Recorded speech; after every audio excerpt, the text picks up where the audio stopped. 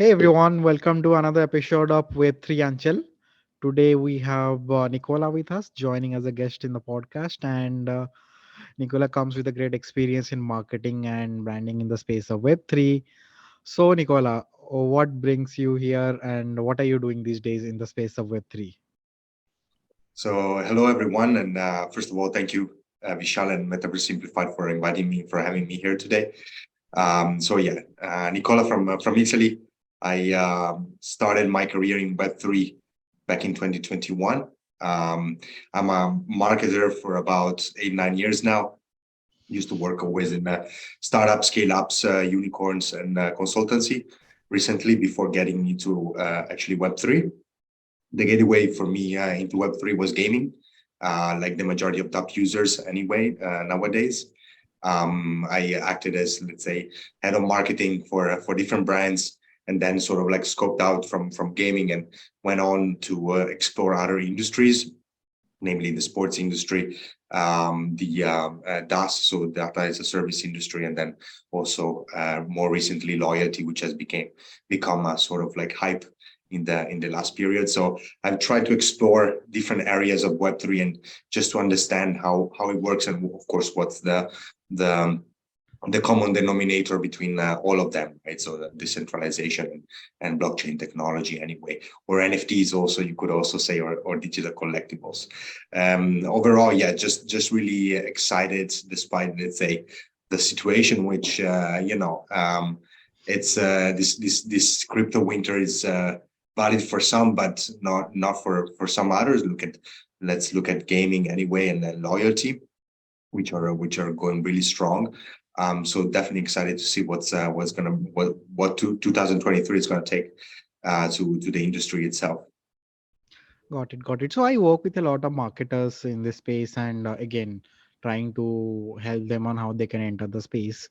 According to you, what is the biggest barrier today for a marketer to enter the Web3 for their traditional brand? For a brand, maybe a brand, let's say a brand like a Lay's or a Pepsi, which has been there for years, who is known for doing this amazing commercials on TV, on YouTube. What do you think? What are the barriers for them to enter this space, and how they should approach this space? Because this is very new. Whenever I talk to marketer, they say, "Hey, this is really cool," but Yeah. is my target audience there? Because what we heard from Mhm. reports are mostly it is built by Gen Zs or very tech savvy people. So generally, they Yeah. while they find it very cool to talk about, they generally shy away from investing real money and doing something out there. So, what would be the, in your mind, biggest barrier, and according to you, how they should enter it? Yeah, that's a really good question. Honestly, I think like big Web2 brands have relative difficulty to actually enter it. It's really about how well they spend their money, just because they can rely on, outsourcing services, like, they can afford to get experts on metaverse or digital collectibles or blockchain to actually advise them, right? And definitely for them, the biggest challenge is language, is terminology, but especially also sense making about how blockchain works, right? And especially like how NFTs and digital collectibles work. And as you also mentioned, another barrier is definitely targeting the right people, right? There's a bunch of people out there, you don't know who they are. They might be, just like NFT or crypto enthusiast, or just really, let's say, fans of your brand, but at the same time, you don't know who these people are. Just like a wallet address, most likely. I saw, in any case, a couple of days ago, there was a startup who was just like was launched, who was also was trying to actually match wallet addresses with like Twitter accounts, right? So that's definitely something that is aiming towards bridging that gap. So definitely terminology and sense making about what blockchain is, and what it entails in terms of business opportunities, and then of course, target groups. Uh, where are they? Who are they? And what interests them? Um, and then of course it's also like a paradigm shift, right? So Web2 marketing, it's about leading down people towards the end of a funnel. in a way and extract value from them. Web3 marketing is much more about getting them to be part of a community from which you can, of course, extract value, but at the same time, you need to generate value continuously for them to actually find value to stay within your community. There's no value in staying within this community and have incentives to actually contribute to it, then they're not going to stay. It's not going to be successful. So it's really it's much more complex, and of course, like marketing and community building and management are both sort of like blended in this sense. So, but it's an evolution, right? It's not something that it's a make or break kind of thing. Got it. I think the risk on the other side is that you actually have brands, major brands, especially who are just like testing the ground and they're launching their NFT collections, just like because there's the word NFT, and you have the minting process, and you have like the digital assets and so on. They sell it, they make a bunch of money, and then like the day after, it's like 30-40% already of value. Just like dumping it on other people or coming in later, right? So that's definitely not Web3 or what blockchain is supposed to do. It's just like Yeah. branding, right? And okay, you can say it's marketing, but maybe Yeah. not like long-term strategy anyway.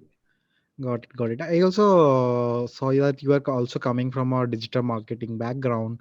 And when Yeah. you talk about digital marketing, we can broadly divide it into two parts. One would be awareness led, which is where we generally measure reach of the campaign, and the other would be performance led, which where we generally measure a metrics like customer acquisition cost or CAC or LTV, lifetime Mhm. value, as a Yeah. metrics. How that fundamentally changes if we are transiting to Web3? How does those metrics change if we go? That's really interesting, especially the let's say the cost per acquisition. So in terms of awareness, I'd say is the same.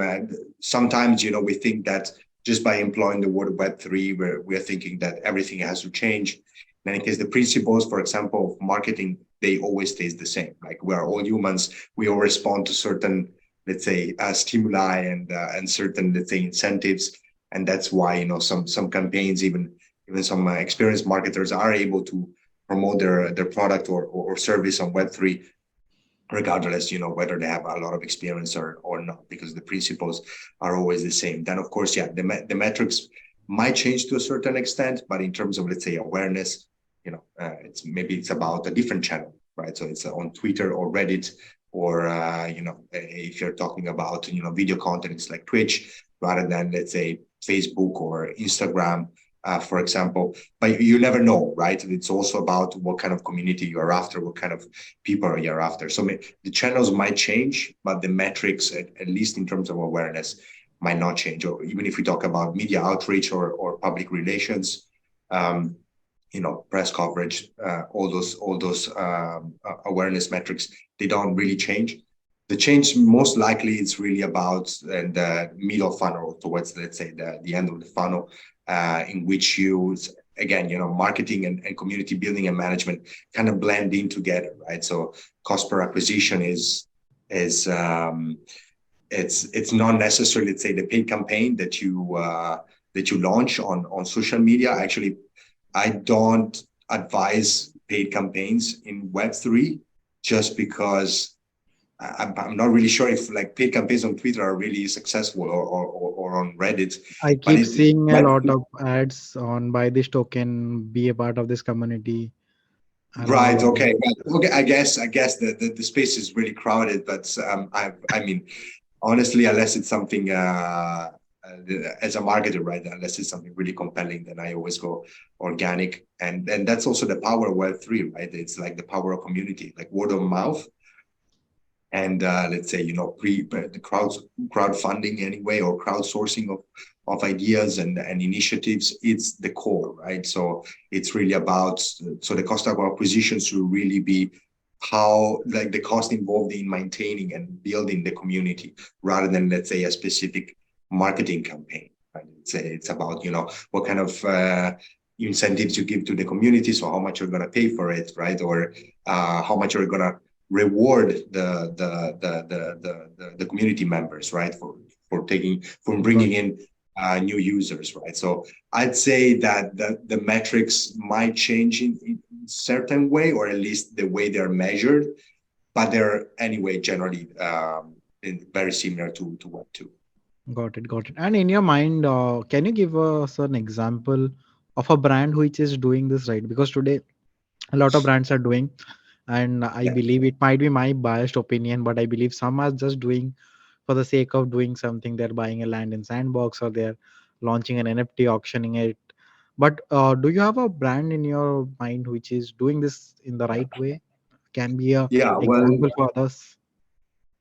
yeah, absolutely. I think I'm optimistic about the future, and I believe that a lot more brands are going to understand that they can now continue just launching their NFT collection, and just I mean, they're going to spend money and they're going to realize whether it's valuable or not. But I also believe that they recognize what is to be done and what's not to be done, right? In that sense. I believe so. Coming really from the gaming experience, where the sandbox has done an amazing job. Let's think about last year, right in the middle of the bear market, they were marketing like crazy, but not, let's say, paid campaigns or anything like that.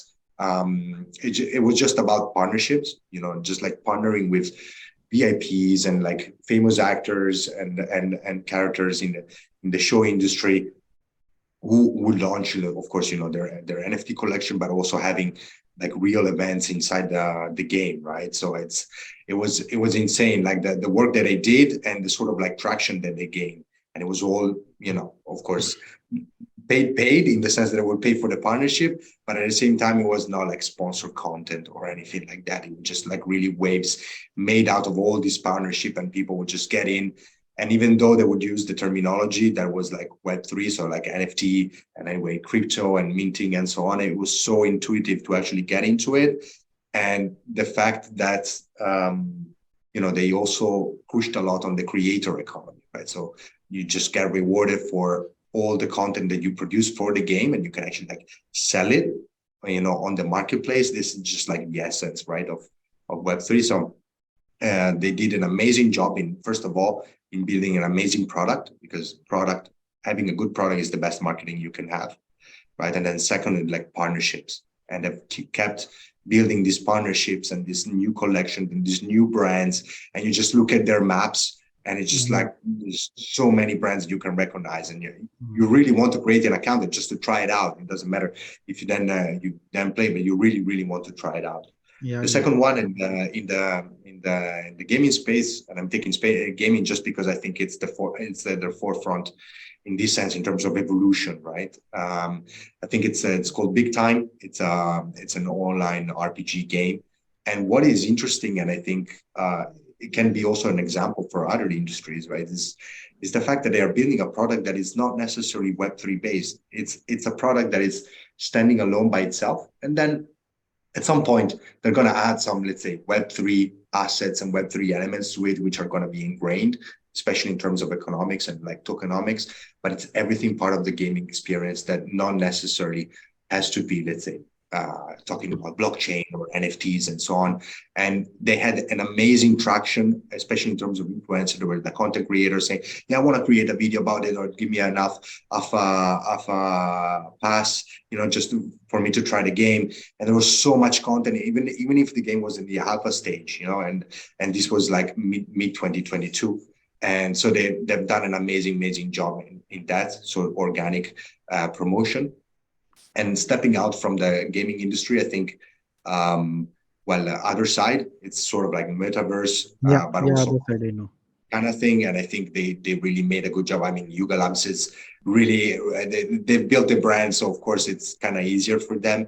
But just knowing that you can buy the land, and then you have like your own character, and you can import it inside the metaverse and like play with it. And you have like all these concerts, and I remember these videos of people meeting up in this concert. They made an amazing job there in building the hype, at least, right? And then last, it's a really recent one, which is like Blur, which is also the Blur market NFT marketplace, which I think ties in also with the loyalty kind of thing. They were able to launch their Web3 loyalty program, which was basically if you have any reference of buying from OpenSea or any other Yeah. marketplaces, then Yeah. you're not going to get any token from the airdrop. If you're just sticking with us from X amount of months, then you're gonna get part of the airdrop. And it had like a huge success. It was so simple. It was so simple, and yet I had that much success. OpenSea rates, they went down for a couple of days already. I'm not sure how they're gonna go. Maybe they're gonna stabilize again. But in terms of awareness, I didn't know about Blur Marketplace myself. But just thanks to this, it was a really effective user Got it. acquisition strategy, and all for free anyway. Got it. Got it. No, I agree with these examples. While Blur is something that I'm hearing new from you, I'll maybe go back and check it out. Sandbox, I think, yeah, they are still there. My first moment of Sandbox was when Snoop Dogg bought a land, and Ah, then it got nice, famous. very nice. And then Snoop Dogg went and made a video inside Sandbox, and it was like the first music video ever inside the metaverse. I think I today I saw that they have launched a new space where they're selling lands again, and they're Okay, doing okay, some raffle or some lucky draw for people to get some right. lands. And it's for Sandbox, what was really cool. It was also like the bridge between online and offline. An NFT, New York City, they had like a branded taxi with the Sandbox Yeah, yeah, and yeah, advertisement there, and they had a huge hall and parties. So they made an amazing day also in like bridging the two worlds together. yeah. Got it. So, but I also have a speculative question. Like Meta, Facebook is also building their own, and Yeah, they already have a user base. Like it's in yeah. billion. Yeah, and now there is Sandbox. So imagine like if Meta is launching its full-fledged Horizon world, they already have users signed up. They just need to onboard them to a new experience, or they might Mm, update the same Facebook and Instagram app to a new looking app. In that space, yeah. do a platform like a Sandbox or Decentraland can compete because today they don't have the reach or scale in terms of how much a Facebook or Instagram is sitting on. How do you think that situation or that scenario might play out? Mm. It's a good question, and don't have a precise answer, but I'd say, well, first of all, I looked at the screenshots and the images. I think everybody was like having a laugh at the first screenshots and the highlights of the metaverse built by Yeah, Facebook, but Meta, sorry. but they But have the muscles, like they have the capability, they have money, they have people to build it up, absolutely. and So, they have and the that's also the vehicle to thing. scale. So Yeah, they already have definitely, people. definitely. I think, but then at the same time, it's also, you can have a lot of money. At the same time, it's also about how well you spend them, right? I mean, for how many years has Meta been building this metaverse for, right? And what do we have already now, So on the one hand, of course, it's a matter of how Meta is going to take as benchmark the current metaverses and the current best practices within metaverse, and that's probably what's dangerous, because of course then they have the technical capabilities to actually like build it and replicate it. At the same time, I think there's a big opportunity anyway for competitors, especially considering, I don't know, Facebook. I guess it's still quite relevant for certain areas of the world. In Europe, at least in my own country, Facebook is becoming more and more catered towards like older age, right? So like towards, let's say, like 40 to 60 or 70. Even my parents have Facebook, right? And less younger people are actually using it and are switching to Instagram, or of course TikTok. Um, so it's really about who do you want to cater, what kind of service you want to provide. It might also be a way for them to reattract younger users, right? So it's really about how fast they're going to build, what they're going to build, and whether it's going to be valuable or something new that nobody else has. Then if it's just a matter of numbers, of course, if you look at the NFTs, they can still afford to charge what is like more than 40% of fees on NFTs. It was like 49, just because, again, of course, they know that they have the user base, right? So if you're willing to pay for it, but as an artist, you might have very valuable alternatives that give you Yeah, many more still, let's say, people who can buy. from you, and at the same time, even more earnings. So it's a double. It's a game on both sides. It's a really interesting time where we are in.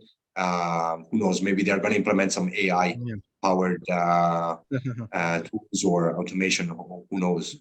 I think Roblox launched this. Roblox launched generative AI for creating game recently. I think a There you week go. ago they launched that you There you can go. create your own game using the generative AI. And yeah, I don't think the day is far where we can see that same capability inside Unreal Engine, and then people start Definitely, definitely. creating realistic looking games Definitely. and Maybe, stories. yeah, maybe Facebook spent like 4 years spending, like building this like metaverse, and then there's like this company that like in one Yeah. weekend builds a Yeah. metaverse like a Minecraft kind of Yeah. thing, I right? So believe I believe Facebook never had a capability to build an experience. These capability always sat with kinds of epic game, the kinds of Nvidia and yeah, all this gaming studio who already have this experience of building worlds. And now all they need to do is make these worlds available for people.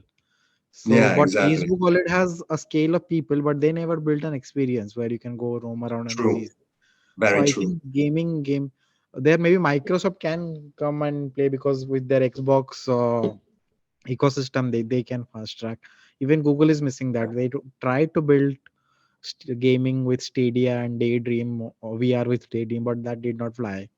So I think gaming can be gaming players can be a front runner in building this ecosystem. Even I think Epic Game Absolutely. got recently funded like some I don't recall the amount, but they got a big funding to build Metaverse. In fact, my experience of Metaverse was through Fortnite. That is where in pandemic I Okay. used to go to meet my friends and chat and while playing Fortnite. So yeah, that is Nice, what I nice. think. A lot of Look, our viewers are marketers and they want to get into it. So according to you, what would be the best place for a marketer to start? Number one, understanding the space, and number two, what should be a first things to do to get their brand onboarded to Web3? right. So, okay. So, for best place, I think the operator. I started learning about Web3 on the operator. Hacker Noon is also another source, a valuable source. Hacker Noon is more about articles from, let's say, content creators. There's probably less content curation than the operator or any other ones. The operator is less crypto focused. It's a much more about the ecosystem. It's about NFTs. It's about games. It's about rankings. It's about industry insights. Super interesting. They have monthly reports, which you can skim through them, just look at the graphs, even really simple language. So definitely recommended.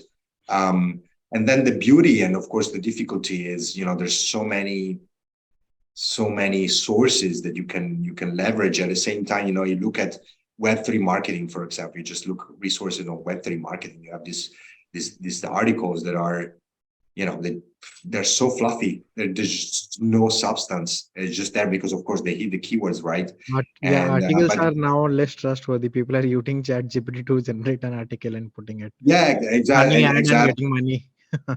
exactly. They're getting money, like visibility, and but they don't provide any value. Like I still struggle in finding valuable Web3 resources just because you really need to look for them. And most of the times we expect resources to be on a blog page, or on a website, but maybe they're just on a Twitter thread, right? And that's also the beauty of it, or like on Reddit or on Discord, right? So you just need to find the right platform. So I'd say also Twitter. So just look for the keywords that you're looking at, and also the hashtags, and you can find the people that are the people that you like to follow, and as we are all, let's say, tech savvy, we can also kind of understand who can be trusted and who cannot, of course.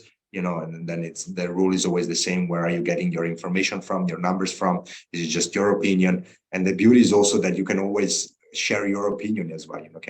Can bash people if you think they're not right, and just like create the discussion. It's also the beauty of it. But in any case, the operator and Hacker Noon probably the to Got it. places. Got it. Got it. Got it. Clear. Okay, I think that brings us to the end of the podcast. Thank you so much for joining us, and I think it was a good bite-sized podcast which marketers can refer to maybe get inspired and understand how to get started. Once again, thank you so much for joining us. Thank you. I'll